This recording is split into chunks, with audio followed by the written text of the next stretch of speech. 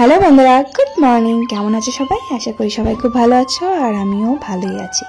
আর ওই যে দেখলে পুজো হচ্ছে, কি পুজো বলো তো? ওটা হচ্ছে পঞ্চমীর পুজো। মনসা পুজো বলে না, ওই মনসা পুজো আমাদের বাড়িতে গাছ পুজো হয়, ওই গাছ পুজো। আমাদের এই মনসা পুজোটা, গাছ পুজোটা এত ভোরবেলায় হয় কি বলবো, মানে ঠাকুর মশাই সকাল 7টার আগে মানে চলে আসে পুজো করতে। তাই আমার শাশুড়ি মা পুজোটা করে, আমি করি না, শাশুড়ি মাই করে আসছেন।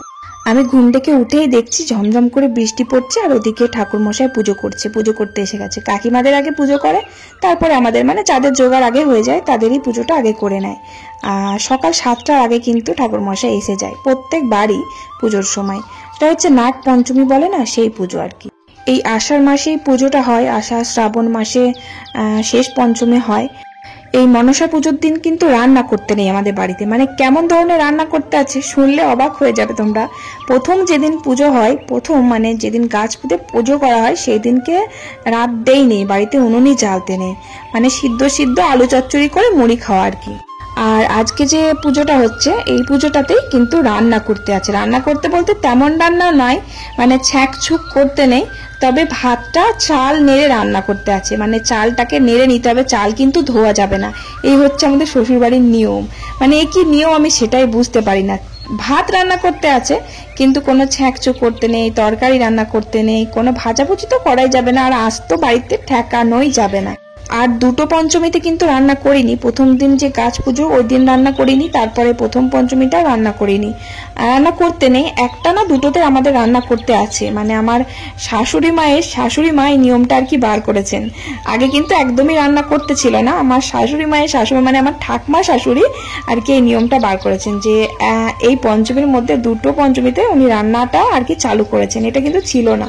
যাই হোক, আজকে কিন্তু মানে ভাতটা বসাবো, আর আলু পোস্ত করব, ডাল করব, সবটাই কিন্তু মানে সবকিছু মানে তেল মশলা ছাড়া একদম।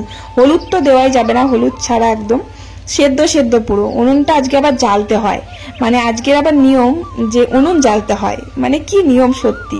আবার অনেক জনের বাড়িতে জানাতে আজকের পুজোতে মানে পঞ্চমীতে বাড়িতে মাছ রান্না করতে হয়। আমি অবাক হয়ে যাই, কেমন যেন এক একজনের বাড়িতে এক এক রকমের নিয়ম। পুজো কিন্তু একটাই, কিন্তু নিয়ম কেন আলাদা? সবার বাড়িতে একই নিয়ম কেন নয়?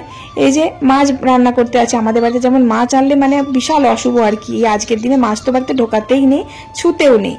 আর আমার ননদের বাড়িতে কিন্তু, মানে আমার ননদের শ্বশুর বাড়ি, বড় ননদের শ্বশুর বাড়িতে মাছ রান্না করতে হয়। মাছ যদি রান্না নাও করে, মাছের মানে বলে পেতে ধোয়া জল দিয়ে নাকি রান্না করতে হয়, এরকম নিয়ম, অদ্ভুত টাইপের নিয়ম মাইরি। আর আমাদের বাড়িতে তো মাছ তো রান্না করতেই নেই, আবার ভাতও রান্না করতে নেই। তাই আজকে একটু রান্না করতে আছে, মানে ভাতটা আর কি, শুধু ভাত, আর সবকিছু সেদ্ধ আলু পোস্ত দেখো কেমন সেদ্ধ করব, দেখতেই পাবে। আর দেখো বড় ছেলে তো স্কুল আছে, ওকে ভাতও রান্না করে দিতে পারিনি। মানে একবারই ভাত করতে আছে, 2-3 বার ভাত করতে নেই। বড় ছেলে তো উপরে ছোট হাঁড়ি করে ভাত করি, তো যদি ছোট হাঁড়ি করে ভাত করি তাহলে আর ভাত সবার জন্য করতে পারবো না। আর বড় ছেলে তো 9টায় স্কুলে যায়, এবার ভাত যদি 7টার সময় বসে তাহলে দুপুর অবধি ভাত থাকবে না, সবাই খেতে পারবে না। কারণ আলু সিদ্ধ ভাত তো ঠান্ডা হয়ে গেলে ভালো লাগবে না। তাই ওর বাবা ওকে পরোটা এনে দিল, আর ও পরোটা খেতে খুব পছন্দ করে। বাজারের কেনা পরোটা, বাড়ির পরোটা ভালোই বাসে। এখন তো টিফিনে শুধু বলবে যে মা টিফিনে পরোটা বানিয়ে দাও, লুচি বানিয়ে দাও। আগে কিন্তু একদম আমার হাতের টিফিন বানানো টিফিন একদম নিয়ে যেতে চাইতো না, শুধু বলতো বাজার থেকে আমাকে কিনে দেবে টিফিন। এখন তো একা স্কুলে যাই, টিফিনটা ওকে একাই কিনতে হয়। তাই জন্য ওর খুব বিরক্ত লাগে, বলে মা তুমি টিফিনটা আমাকে বানিয়ে দেবে, আমি টিফিন কিনতে যাবো না। ভালোই হলো একদিকে, কিন্তু আমার বানানো টিফিনটা নিয়ে যায়, ভালো হয়। বাইরের টিফিনটা খায় না, আমার খুব বিরক্ত লাগতো। প্রত্যেক দিন কেক বিস্কিট সব আজে বাজে কেক সব খেত, আর সব সময় কি কেক খাওয়া ভালো বলো তো? তো আজকে তো রান্না করতে নেই, মানে ছ্যাঁক ছুক কিছু করতে নেই, পরোটা রুটি লুচি কিচ্ছু করা যাবে না। তো তার জন্য বড় ছেলের ওই বেশি করে পরোটা এনে দিয়েছে ওর বাবা, দিয়ে ওই যে পরোটা খাচ্ছে, আর কিছুটা টিফিনে প্যাক করে দিলাম, টিফিনে নিয়ে যাবে, আর কিছুটা খেয়ে যাবে। আর ভাত করতে তো আছে, একবার বললাম, ওই বাড়ি এসে আবার গরম গরম দুটো ভাত খাবে। ডাল করব, মুগের ডাল করব, আর একটু আলু পোস্ত করব। তো যাই হোক, আমার তো উপরের সব কাজ কমপ্লিট হয়ে গেছে, দিয়ে আমি চান করে নিয়েছি আজকে। কারণ আজকে তো পঞ্চমী, তো রান্না বান্না সেরকম কিছু নেই। ধরো আমি বেলা অবধি রান্না করি, রান্না বান্না করে খুব গরম লাগে তখন বেলায় চান করি। আজকে তো সেরকম কিছু রান্নাই নেই, শুধু ভাত আর একটু পোস্ত করবো, তা আবার সিদ্ধ কোনো মশলা বাটার কিছু ঝামেলাই নেই। তাই জন্য একবার সকালবেলা চান করে নিলাম। আর বৃষ্টি পড়ছে, বেলার দিকে যদি ঠান্ডা লাগে, এমনিতে গরম করছে ঠিকই, কিন্তু এই বৃষ্টির সময় বর্ষাকালে গায়ে একটু জল ঢালতে গেলে ঠান্ডা লাগে। তার জন্য সকালবেলা চান করেই নিলাম, বাড়িতে পুজো হয়েছে তাই। তো তারপর গুবলু সোনাকে তলিয়ে খাইয়ে দাইয়ে নিচে এলাম, দিয়ে যে ভাতটা বসিয়ে দিলাম। আর কিভাবে ভাত বসাবো দেখো, আমি কিন্তু হাঁড়ি বসিয়েছি কিন্তু জল দিইনি। জল দেওয়া যাবে না, আগে প্রথমে উনুনে আগুন দিয়ে চালগুলো দিয়ে দিতে হবে। চাল কিন্তু ধোয়া যাবে না। আমার শাশুড়ি মা কালকে কিন্তু চালগুলো ভালো করে কুলোতে ঝেড়ে রেখে দিয়েছে, ঝেড়ে বেছে রেখে দিয়েছে, কারণ চাল ধুতে নেই তো, তার জন্য চালে তো অনেক নোংরা থাকে। নোংরা বলতে আমাদের তো ঘরেরই চাল, ঘরের ধানের চাল তো খুব একটা নোংরা থাকে না, শুধু ওই যে ওই দু একটা কুড়ো থাকে, ওগুলো কুলোতে ঝেড়ে নিলে একদম পুরো পরিষ্কার হয়ে যায়। তারপর এই যে দেখো চালটা দিয়ে দিলাম, এখন খুন্তি করে নেড়ে নিচ্ছি। চালটা খুন্তি করে 2-4 বার মতো নাড়তে হবে, দিয়ে যখন পটপট করে আওয়াজ হবে তখন জল ঢেলে দিতে হবে। মানে আগে জল দেওয়া যাবে না, চাল ধোয়া যাবে না, তাহলে হবে না। এই চাল নেড়ে ভাতটা বসাতে আছে, মানে এটাই নিয়ম আর কি আমার শ্বশুর বাড়ি। মানে এক একজনের এক একটা নিয়ম। তোমাদের বাড়িতে কার কার বাড়িতে পঞ্চমী আছে, কি কি নিয়ম আছে, রান্না করতে আছে কিনা, কিভাবে রান্না করে আমাকে কমেন্ট করে কিন্তু জানিও অবশ্যই। তো যাই হোক, ভাতটা এদিকে বসিয়ে দিলাম। আবার জানো তো, যে দুদিন আমাদের বাড়িতে রান্না করতে ছিল না, সেই দুদিনও কিন্তু আমরা ভাত পেয়েছি। কিভাবে জানো তো, আমাদের বাড়ির পিছনে যে জায়গাটা আছে ওটা পুকুরের সামনে, পুকুরের পাড়টা ওখানটা পরিষ্কারই, ঠিক আছে। এবার আমার জেঠু শ্বশুর একটা স্টোভ আছে। জেঠু এমনই মানুষ জানো তো, যে আমার বাড়িতে দুটো ছেলে আছে, কি খাবে খুব চিন্তা করে, দিয়ে ওই স্টোভটা নিয়ে ওই পুকুরের পাড়ে গিয়ে ভাত রান্না করে নিয়ে আসে, জানো, ছোট্ট বড় হাঁড়ি করে গিয়ে ভাত রান্না করে নিয়ে এসে আমাদের সবার হয়ে যায়। আমরা বলি যে ভাত বসানোর দরকার নেই অত কষ্ট করে, আমারও ভালো লাগে না, ভাত একটা দিন কোনো রকম ম্যানেজ করা যায়। তো জেঠু বলে না, ছেলেগুলো কি খাবে। তো ভাত কি করে জানো তো, জেঠু বলে যে তুমি চাল, আলু ভাতে, পটল ভাতে যা দেবা সব একবারে দিয়ে দাও, আমি নিয়ে গিয়ে বসিয়ে দিয়ে ভাত হয়ে যাবে, তোমায় এনে দেবো, তুমি ফ্যান ঝরিয়ে দেবে। তো জেঠু কিন্তু সেই তাই করে। তো ভাত একবেলা কিন্তু আমার ছেলেগুলো পায়। তো যাই হোক, তারপর এই যে ভাতে ভুতো দিয়ে এই যে ভাতটা বসিয়ে দিলাম।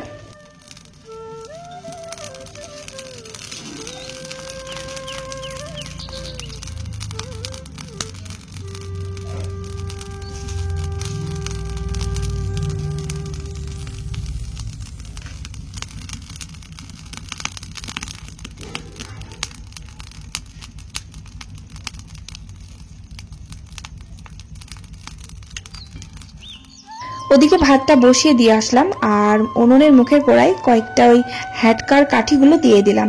ওগুলো খুব ভালো জলে, আঁচ হয় ভালো, আগুন খুব ভালো হয়, বেশ অনেকক্ষণ জলে। তো ওটা দিয়ে আসলাম। দিয়ে তারপর এখানে কি বলতো, একটা আলু চচ্চড়ি বসিয়ে দিলাম। আর আমার শাশুড়ি মা তো আজকে উপোস করেছে, মা খাবে, আর আমিও ভাবলাম জল খাবারে মুড়ি খাবো, ভাত খাবো না। আমার অতটা ভাতে ভক্তি নেই, ভাত অতটা ভালো লাগে না, মুড়ি খেতে বেশ ভালো লাগে। আর বিশেষ করে সেদ্ধ সেদ্ধ আলু চচ্চড়ি দিয়ে বেশি ভালো লাগে খেতে, মানে না ভেজে আর কি। সেদ্ধ সেদ্ধ আলু চচ্চড়ি কিন্তু খুব টেস্ট হয়, তোমরা একবার খেয়ে দেখো, খুব ভালো লাগে। নুন, তেল আর কাঁচা লঙ্কা একবারে ওই আলু চচ্চড়ির মধ্যে দিয়ে দিয়ে একদম বেশ সেদ্ধ করে নিতে হবে, দারুণ টেস্টি হয়, হলুদ ছাড়া। কি সুন্দর খেতে হয়, দেখতে হয়তো বাজে লাগে কিন্তু খেতে খুব স্বাদ হয়। তো ওদিকে মায়ের আলু চচ্চড়িটা বসিয়ে দিয়েছি। আলু, পটল আর একটু ওই ছোলা ভেজানো ছিল, ছোলা ভেজা দিয়ে দিয়েছি, গ্যাসে বসিয়ে দিয়েছি।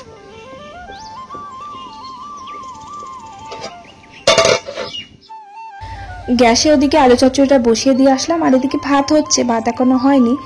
আর ভাতটা, চাল তো ধুইনি, তাই জন্য ভাতের ওপরে যে মানে চালের ওপরে যেটুকু আর কি নোংরা ছিল, ওই ছেঁকে ছেঁকে একটু হাতায় করে ফেলে দিলাম। এমনিতে খুব একটা নোংরা ছিল না, পরিষ্কারই ছিল, কারণ মা কালকে ছেড়েছে বলে অতটা নোংরা ছিল না, পরিষ্কারই ছিল। যাই হোক, তারপর এই যে আলুগুলো কেটে নিচ্ছি। আজকে তো তেমন কিছু রান্না নেই, যা রোজ রোজ রান্না করি, তবুও দেখো আজকে পুজো পঞ্চমী হলো, রান্নার কিন্তু রেস্ট নেই, রান্না করছি, তবে খুব বেশি চাপ নেই রান্নার। এই তো আলু পোস্ত করবো আর একটু সেদ্ধ সেদ্ধ ডাল করব, তাতেই হয়ে যাবে, কোনো ঝামেলা কিন্তু নেই। তো ভাত হয়ে গেছে, ভাতটা নামিয়ে নিলাম। আর মুগের ডাল করব, মুগ ডালটাই যে ভাতটা নামিয়ে দিলাম, দিয়ে মুগ ডালটা ভেজে নিচ্ছি।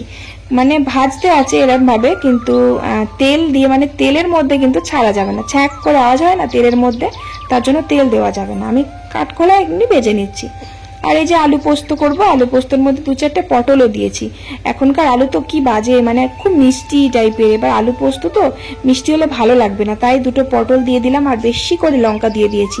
এই যে দেখো, ডালটা ভেজে নিলাম, ভেজে নিয়ে কড়াইয়ে জল দিয়ে দিলাম, দিয়ে যে ডালটা দিয়ে দিচ্ছি।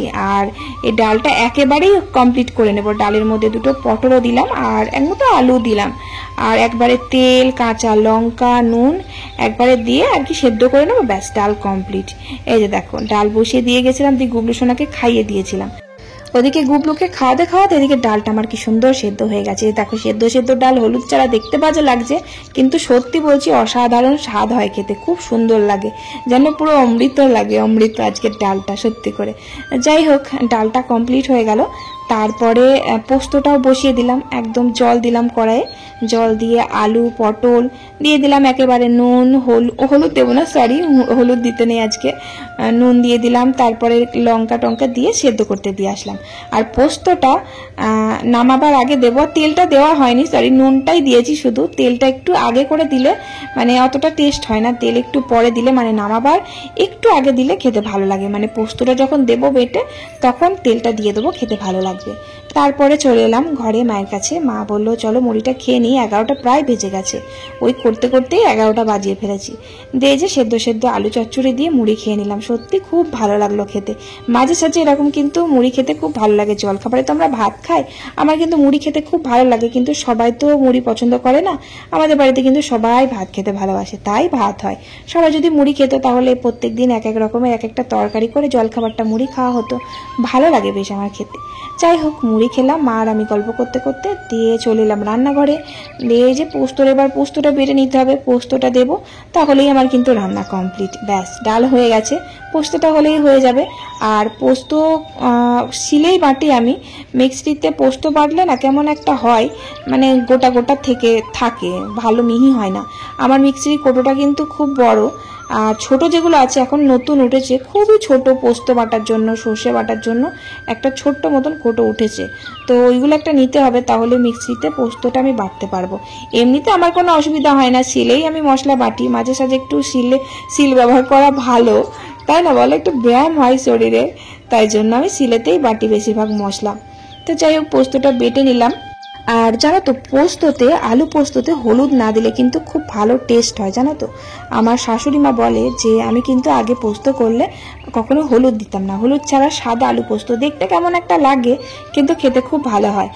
আমার শাশুড়ি মা আগে দিত না, আমি মানে এসে আর কি আলু পোস্তর মধ্যে হলুদ দেওয়াটা ধরেছি, একটু কেমন যেন লাগতো আমার, হলুদ ছাড়া আলু পোস্ত ভালো লাগতো না, একদম কেমন যেন লাগতো, তার জন্য আমি হলুদ দেওয়াটা অভ্যাস করেছি। আমার শাশুড়ি মা কিন্তু সত্যি হলুদ দিত না, ভালো লাগে বলে নাকি খেতে, পোস্তর যে একটা সুগন্ধ, হলুদ নাকি দিলে পোস্তর মধ্যে, তাই সে গন্ধটা মানে নষ্ট হয়ে যায়, তার জন্য হলুদ ছাড়া খুব ভালো লাগে খেতে। তো আমি না বেশি করে জল দিয়ে ফেলেছি, জলটা খুব বেশি হয়ে গেছে, আমি কিন্তু ডাল করেছি, জল আর মরছে না, সেই কখন থেকে সেই পাটকাঠি দিয়ে জাল দিয়ে জলটা ফুটিয়ে তাও দেখো ঝোলঝোলি হয়ে গেছে। আমি ভেবেছিলাম পোস্তটা একটু মাখো মাখো করবো, আর ডাল করেছি, এমন জল দিয়েছি আমি, দিয়েছে জল আর ফুটিয়ে মরে না, আমার রান্না কখন হয়ে যায়, ওই জল ফোটাতে আমার অনেক দেরি হয়ে গেল।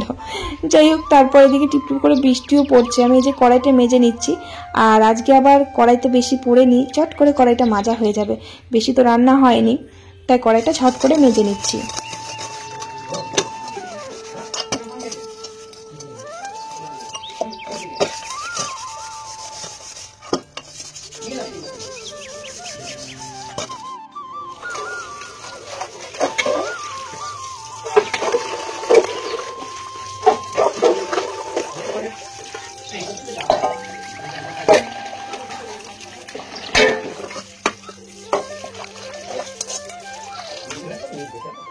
যেখানে রান্না করতে 1টা 1:30 পৌনে 2 এরকম বাজে, সেখানে 12টার মধ্যে রান্না কমপ্লিট হয়ে গেছে। দিয়ে রান্না কমপ্লিট করে উপরে একটু গুবলু সোনার সাথে একটু খেলা করছিলাম, সময় ছিল। তারপরে অনেকটা পরে আমার বর মাঠ থেকে এলো, মাঠেই তো যায় এখন মাঠে কাজ থাকে। তারপরে মাঠ থেকে আসার পর আমরা দুজন একসাথে খেয়ে নিলাম। আর বড় ছেলে তো নেই, বড় ছেলে স্কুলে গেছে, ও আসবে তখন আবার ভাতগুলো ঠান্ডা হয়ে যাবে, ভাত হয়েছে তো অনেকক্ষণ আগে হয়েছে, তো আসলে আমি ডালটা আর পোস্তটা একটু গরম করে দেবো, তাহলে ও একটু খেতে পারবে। বড় ছেলে তো একদম এইসব তরকারি দিয়ে ভাত খেতেই পারে না, দেখলেই বলবে কি তরকারি দিয়ে আমি ভাত খেতেই পারবো না। যাই হোক, ও আসলে দেখবে একটু ভাত খাইয়ে দেওয়ার চেষ্টা করব। তো যাই হোক, আমরা খাওয়া দাওয়া করে নিলাম। টিপ টিপ করে এখনো বৃষ্টি পড়ছে, কি শুরু করেছে ঘোরা, ভালো লাগে না, বৃষ্টি যেন থামেই না। পড়তে যাবে কি করে সেই চিন্তা হচ্ছে আমার। ছাতা মাথায় দিয়ে যাবি? হ্যাঁ ঠিক আছে, ছাতা মাথায় দিয়ে যাবি, এক হাতে ছাতা ধরবি আর এক হাতে সাইকেল চালাবি। এই যে মশারি নিচে আজকে 2টো সেলাই করতে বসবো এবার, গোলাপি কালার একটা আর এটা হচ্ছে হলুদ কালার, ডিপ হলুদ। এটা বেশ ভালো লাগছে দেখতে। গোলাপি কালারের মশারি আমি ব্যবহার করেছি, কিন্তু এই কালারটা করা হয়নি। আজকে ওই আমাদের বাড়ির কাছ দিয়ে ফেরিওয়ালা যাচ্ছিল, দুটো দিয়ে মশারি নিয়েছে। তো মশারি খুব প্রয়োজন ছিল, কারণ মশারি বেশি দিন টেকে না, একদম ফুটো হয়ে যায়, মশা ঢুকে পড়ে। তো ভালো হয়েছে, দুটো মশারি নিয়েছে। আর এই যে আমার ননদ এসেছে, আমার ননদ আর কি মানে আসার কথা ছিল না, দুপুরবেলা মাকে ফোন করেছিল, দিয়ে বলছিল যে ও আসবে, কারণ ডাক্তার দেখাতে এসেছে, তাই এখানে এসেছে। আর ও আজকে দেখো এসেছে, আজকে রান্নাই করতে নেই, কি খাবে, তাই বড় ননদ আর কি বললো যে ঠিক আছে, আমি ওদের বাড়িতে রান্না করতে আছে, আমাদের বাড়ি রান্না করতে নেই, তাই বড় ননদ ওর জন্য ভাত রান্না করে দিয়ে যাবে বললো। তো তারপর পিসুমনির সাথে খেলা করছে আমার গুবলু সোনা, আর আমার বড় ননদের ছোট মেয়েটাও খেলা করছে ওর সাথে। তা আমি এই যে মশারিগুলো সেলাই করে নিলাম, সন্ধে দিয়ে মশারিটা সেলাই করতে বসলাম, কারণ নতুন মশারি নিয়ে ব্যবহার করা যায় না, একটু সেলাই করে নিলে পাড়গুলো তাহলে ভালো হয়, কারণ সেলাই তো খুব একটা ভালো দেওয়া থাকে না, ওই কোনো রকম আর কি সেলাই করা থাকে। ভালো করে সেলাই করে নিলে তাহলে অনেকদিন টিকসই যায়, এমনি তো জালগুলো তো বেশি দিন টেকে না, ছিঁড়েই যায়। যাই হোক, সেলাই করে নিলাম। তারপরে জেঠু আবার বাজার থেকে দেখি সিঙ্গাড়া এনেছে। তো তো রাত্রিবেলা বড় ননদ ওই যে বললাম না যে ভাত দেবে, তো আমার ছোট ননদকে এতগুলো ভাত দিয়েছিল যে আমার গুবলু সোনা আমার বড় ছেলে দুইজনারই ভাতে হয়ে গেল। তো ওরা গরম গরম ভাত খেয়ে নিয়েছে, ভাত ডাল, তারপরে আলু পোস্ত তরকারি ছিল, আর এখনো এই যে আলু পোস্ত তরকারি আছে। তো ওই দিয়ে আমি আর আমার বরমশাই মুড়ি খেয়ে নিলাম, আর জেঠু বাজার থেকে সিঙ্গাড়া এনেছিল, ওই সিঙ্গাড়া দিয়ে আর কি মুড়ি খেয়ে নিলাম, সিঙ্গাড়া আলু পোস্ত দিয়ে। তো রাত্রেবেলা আর কিছু করতে হয়নি, অনেকটা আলু পোস্তই করেছিলাম, হয়ে গেল একেবারে। তো চলো, আজকের ভিডিওটা কেমন লাগলো কমেন্ট করে অবশ্যই জানিও। আর সবার বাড়িতে কেমন পুজো হয়, কি রান্না হয়, ওই যে বললাম, কমেন্ট করে জানিও কিন্তু। ভালো থেকো সবাই। আজকের মতো ব্লগটা এখানে শেষ করি। Tata, bye bye.